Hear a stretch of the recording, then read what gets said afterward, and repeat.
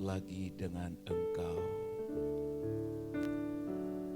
Diam di hadirat-Mu Tuhan, merasakan kasih sayang-Mu, merasakan belayan kasih-Mu di dalam hidup kami. Di dalam kami mengarungi perjalanan di dunia yang fana ini. Kiranya Engkau tetap memegang kehidupan kami, memegang tangan kami. Jangan Engkau pernah melepaskan kami Tuhan. Pada saat ini kami sudah memuji Engkau. Kami rindu Engkau terus mengajar kami lewat kebenaran firman-Mu. Karena kami mau terus dan terus belajar daripada-Mu. Sampai akhirnya kami menemukan pribadi yang benar, atau menjadi pribadi yang seperti yang Engkau mau. Berbicaralah kepada kami melalui bibir lidah hamba-Mu. Urapi hamba-Mu dalam penyampaian firman ini. Sucikan ya Tuhan, agar dapat menyingkapkan rahasia kebenaran. Dan setiap umat-Mu pun yang mendengar, mengerti dan memahami dengan baik.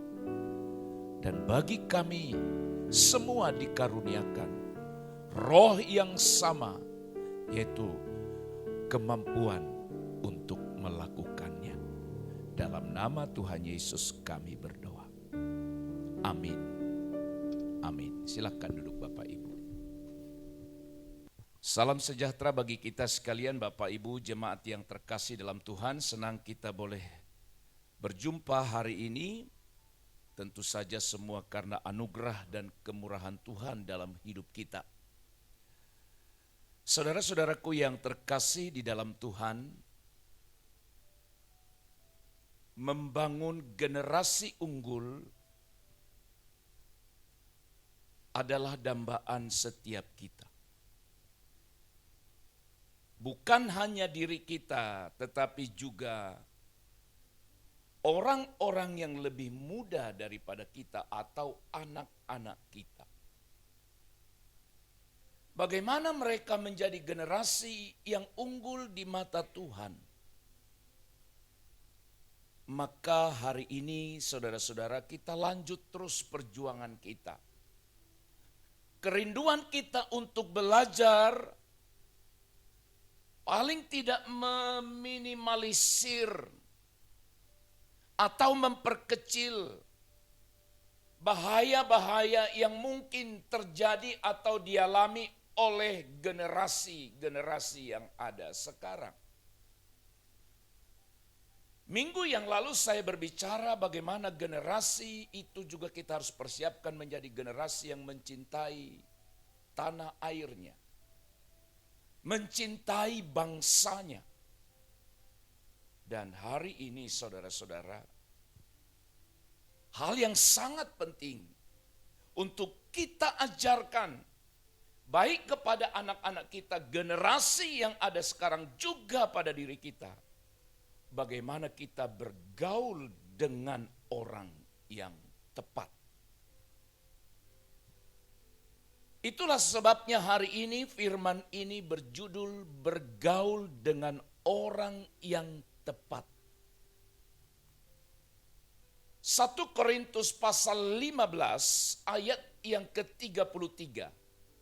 Saya baca hanya ayat 33. Jangan kamu sesat.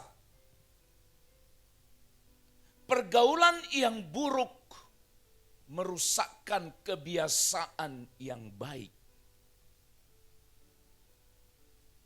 Amsal pasal 13 ayat yang ke-20. Siapa bergaul dengan orang bijak menjadi bijak. Tetapi siapa berteman dengan orang bebal menjadi malang. Amin. Bapak, Ibu, Saudara-saudara yang terkasih dalam Tuhan. Pergaulan merupakan proses interaksi yang dilakukan oleh seseorang dengan orang lain. Atau dapat juga antar individu atau pribadi dengan satu kelompok tertentu. Dalam pergaulan itu ada interaksi, hubungan timbal balik. Tapi kita harus pahami Bapak Ibu Saudara bahwa pergaulan itu mempunyai pengaruh yang sangat besar dalam pembentukan karakter seseorang. Saudara-saudara, mungkin saudara pernah mendengar orang berkata atau saudara yang berkata, sebenarnya pada dasarnya anak ini baik. Tapi pergaulannya itulah yang membuat dia menjadi buruk. Dialah yang membuat dia menjadi hancur-hancuran hidupnya hari ini. Saudaraku sekalian, memiliki pergaulan yang sehat akan membawa dampak positif. Baik terhadap dirinya maupun terhadap lingkungan di mana dia berada. Dan sebaliknya saudara-saudara, pergaulan yang tidak sehat atau pergaulan yang buruk akan membawa dia atau membawa pengaruh dampak yang negatif pada diri. Dari 2 ayat yang kita baca di awal, diperingatkan dengan jelas, janganlah kamu sesat. Pergaulan yang buruk merusakkan kebiasaan yang baik. Penulis Amsal juga berkata, siapa bergaul dengan orang bijak, menjadi bijaklah dia. Siapa bergaul dengan orang bebal, menjadi malanglah dia. Nah, dari 2 ayat ini saudara-saudara, dapat kita pahami sebuah kebenaran betapa besarnya pengaruh pergaulan dalam kehidupan setiap kita. Kalau kita bergaul dengan orang benar, maka benarlah kita. Bergaul dengan orang jahat, maka sadar atau tidak, kita pun akan dipengaruhinya. Saudara-saudaraku yang terkasih dalam Tuhan, jika kita salah dalam bergaul, maka kita akan menanggung satu konsekuensi atau akibat yang harus kita pikul dalam waktu yang lama kalau orang tidak mau berubah. Maka saudara-saudaraku yang terkasih dalam Kristus, apa yang akan terjadi jika kita salah bergaul? Akibatnya apa kalau seseorang bergaul dengan orang yang salah? Yang pertama, saudara-saudara, bergaul dengan orang yang salah atau pergaulan kita keliru, salah atau pergaulan yang buruk. Yang pertama akibatnya adalah akan membawa kita pada kesesatan.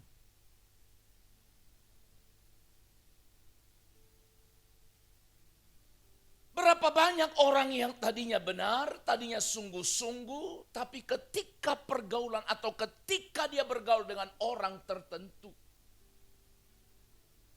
puji Tuhan kalau dia mampu mempengaruhi orang tersebut. Tapi kebanyakan yang terjadi adalah justru orang ini yang dipengaruhi. Tadinya dia sungguh-sungguh, tadinya dia hidup baik, tadinya dia rohani. Tapi ketika dia bergaul dengan orang yang salah, saudara-saudara, maka hati-hati bisa sampai pada orang itu tersesat. Dulu dia berkata kebenaran, tapi sekarang dia ingkari kebenaran itu karena dicuci otaknya. Dipengaruhi oleh orang yang lain. Itu sebabnya kepada jemaat di Korintus Paulus katakan jangan sesat. Berarti saudara-saudara, yang pertama bahwa ketika kita bergaul salah atau dengan orang yang tidak tepat, sadarlah bahwa suatu saat kelak kita bisa jatuh ke dalam penyesatan. Pergaulan yang salah atau pergaulan yang buruk itu membuka kemungkinan untuk menuntun seseorang kepada kesesatan. Tahukah saudara kenapa Paulus berkata itu di dalam kepada jemaat di Korintus? Kalau saudara baca perikop itu, ada pertentangan perdebatan. Ada orang yang berkata tidak ada kebangkitan orang mati. Itu yang mereka persoalkan di sana. Sekelompok orang berkata akan ada kebangkitan bagi orang mati. Tapi kelompok tertentu berkata tidak ada kebangkitan. Sekarang jemaat di Korintus bingung. Yang mana yang benar? Apakah orang mati suatu saat akan bangkit atau tidak? Itulah yang membuat Paulus untuk berkata keras, jangan sesat. Karena mereka bergaul dengan orang-orang yang tidak benar, di mana mereka dipengaruhi supaya tidak percaya, sekali lagi, supaya tidak percaya bahwa tidak ada kebangkitan orang mati, supaya tidak percaya. Padahal sesungguhnya ada kebangkitan. Paulus katakan ada kebangkitan.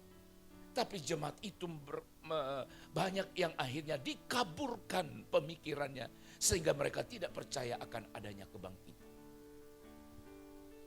Oleh sebab itu saudaraku sekalian, kita harus waspada.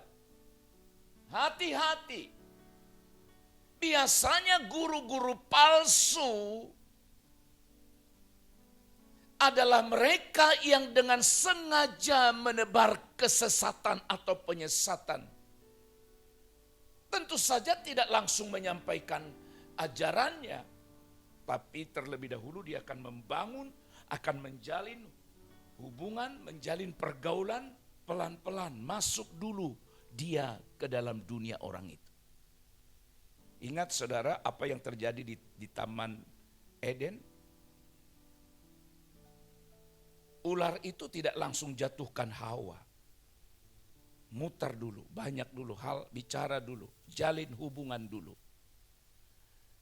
Ketika terjadi interaksi, ketika terjadi hubungan, komunikasi, baru menyampaikan pesan khusus yang mau disampaikan. Oleh sebab itu saudaraku sekalian, Rasul Petrus juga memberi nasihat dalam 2 Petrus 3 ayat 17. Karena itu kita harus waspada. Supaya kamu jangan terseret ke dalam kesesatan orang-orang yang tak mengenal hukum. Dan jangan kehilangan peganganmu yang teguh. Jadi saudara-saudara, sepanjang sejarah gereja mulai dari dulu sampai hari ini, penyesatan pasti ada. Dan akan ada sampai Tuhan datang. Itu sebabnya saudara dan saya harus sungguh-sungguh menjaga pergaulan. Supaya kita tidak sesat.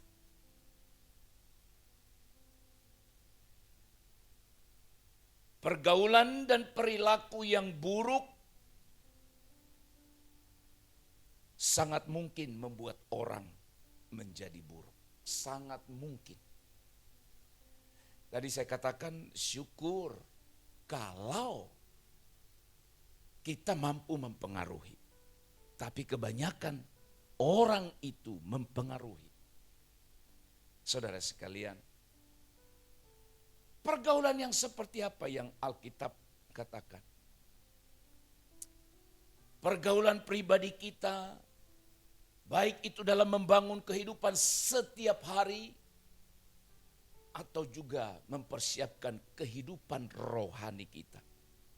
Maka kita perlu mencari, menjaga orang-orang yang kepadanya kita bergaul. Orang-orang yang kepadanya kita bisa diskusi, memperkuat iman kita. Yang kedua Bapak Ibu Saudara, apa yang terjadi kalau kita salah dalam memilih pergaulan? Selain penyesatan, maka yang kedua, Alkitab tadi berkata dengan jelas, merusak kebiasaan baik. Merusak kebiasaan baik. Memang orang yang berusaha menyesatkan kita dan merusak hal-hal yang baik dalam diri kita, mereka begitu cerdas. Mereka begitu licik. Untuk untuk menyampaikan sasaran tembaknya kepada kita. Adakah hal-hal yang baik yang saudara miliki sekarang jadi hilang hanya karena kita bergaul dengan seseorang atau dengan kelompok tertentu? Sekali lagi renungkan. Adakah dalam diri saudara yang tadinya itu hal yang baik, kebiasaan yang baik ada pada saudara? Tapi sekarang kebiasaan baik itu menjadi hilang, rusak sama sekali hanya oleh karena pergaulan. Sebutlah misalnya dulu seseorang itu rajin beribadah, setia beribadah, bahkan rela melayani Tuhan. Tapi ketika dia berjumpa dengan seseorang atau sebutlah kelompok yang berbeda dengan dia sebelumnya, mulailah orang itu mempengaruhinya dan berkata, untuk apa kau beribadah? Mulailah orang itu berkata, wow hebat ya sudah menjadi pelayan sekarang. Sebenarnya bukan mengagumi diri kita pelayan, tapi menyindir. Lalu saudara-saudara, perlahan-lahan orang ini diseret ke kelompok dia. Sampai akhirnya hal yang baik yang dia miliki itu menjadi rusak. Bapak Ibu Saudaraku sekalian, kehidupan Kristen itu menekankan perbuatan baik setelah kita diselamatkan sebagai buah kebenaran. Walaupun jangan salah, kita diselamatkan bukan karena perbuatan baik kita. Saudara-saudara, hal itu dibangun, diusahakan, dan dibiasakan sehingga menjadi sesuatu yang dilakukan dalam kehidupan sehari-hari. Artinya, kebiasaan baik yang sudah dibangun jangan berhenti. Harus diusahakan, harus dibiasakan, diasah terus menerus. Sampai akhirnya hal itu menjadi gaya hidup kita. Sebab sesuatu yang dibiasakan secara terus menerus itu akan menjadi kebiasaan, akan menjadi gaya hidup. kebiasaan. Baik itu yang benar, yang baik atau hal yang buruk. Kalau itu terus diulang-ulang, itu akan menjadi lifestyle gaya hidup kita. Saudara-saudara, merusak kebiasaan baik. Itu sebabnya kita harus sungguh-sungguh menjaga, bahkan memilih dengan siapa kita bergaul. Rekan-rekan muda, jaga pergaulanmu. Saya harus katakan dari mimbar ini hari ini. Ada banyak anak-anak muda di gereja ini yang dulu sungguh-sungguh, yang dulu melayani, yang dulu beribadah baik-baik. Tapi setelah dia mengenal komunitas, setelah dia punya orang-orang di sekelilingnya, maka hal itu dipudarkan dari dirinya. Jangankan melayani, beribadah pun sudah tidak lagi. Apa yang membuatnya? Pergaulan buruk. Pergaulan itu yang mempengaruhi dia. Sehingga orang ini akhirnya lebih memilih hal-hal yang lain. Dan ini yang saya ulang sekali lagi, kebiasaan baik yang ada pada dirinya akhirnya merusak. Saudara-saudara, tetapi jika kita salah bergaul, maka ingatlah baik-baik, kebiasaan baik yang sudah dibangun itu dapat rusak dan dapat berubah menjadi kebiasaan yang buruk. Makanya tadi saya katakan, adakah hal baik yang dulu saudara miliki sekarang pudar, sekarang perlahan-lahan terkikis, hilang dari diri kita. Saudaraku, firman ini hari ini mengingatkan saudara untuk kembali kepada hal yang benar. Yang terakhir, ketiga. Apa yang terjadi kalau kita salah dalam bergaul? Yang terakhir, bergaul dengan orang yang salah atau pergaulan kita buruk akan membawa kita kepada dosa. Ini paling fatal. Membawa kita bukan saja pada penyesatan, bukan saja mengikis hal-hal baik yang ada dalam diri kita, tapi membawa kita pada dosa. Pergaulan yang salah dapat membuat kita pada tindakan-tindakan yang melanggar hukum Allah. Dan tindakan atau sikap melanggar hukum Allah itu adalah dosa. Sekali lagi, tindakan yang melanggar hukum atau ketetapan Allah itu adalah dosa. Saudaraku sekalian, pengaruh orang-orang yang jahat, pengaruh orang-orang negatif, orang-orang yang hidupnya selalu membuahkan kejahatan, dan orang-orang yang tidak mengenal Allah akan membawa kita kepada kebiasaan hidup berdosa. Dan iblis begitu senangnya. Dengar.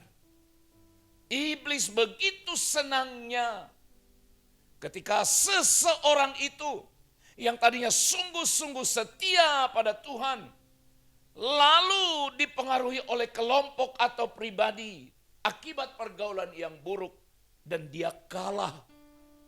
Dia jatuh ke dalam dosa. Iblis begitu senang. Kenapa Adam dan Hawa jatuh? Karena dia bangun pergaulan dengan iblis itu. Dia bangun. Karena kenapa bilang bangun? Karena ada komunikasi di sana. Bacalah kitab Kejadian, di situ ada komunikasi. Interaksi di antara mereka. Lalu bandingkan dengan apa yang dialami oleh Yesus, kenapa dia menang, sama-sama iblis lawannya. Bandingkan dengan apa yang dialami oleh Ayub, kenapa dia menang, sama-sama iblis lawannya. Coba saudara perhatikan 3 peristiwa ini. Amatilah 3 peristiwa ini, Adam dan Hawa berhadapan dengan iblis, Ayub berhadapan dengan iblis, Kristus berhadapan dengan iblis ketika dia dicobai di padang gurun. Coba perhatikan, simaklah baik-baik 3 peristiwa ini. Apa bedanya kisah pertama Adam dan Hawa, Ayub dan Tuhan Yesus? Adam dan Hawa itu dia layani dengan komunikasi. Ada interaksi baik, selalu ada jawaban yang baik.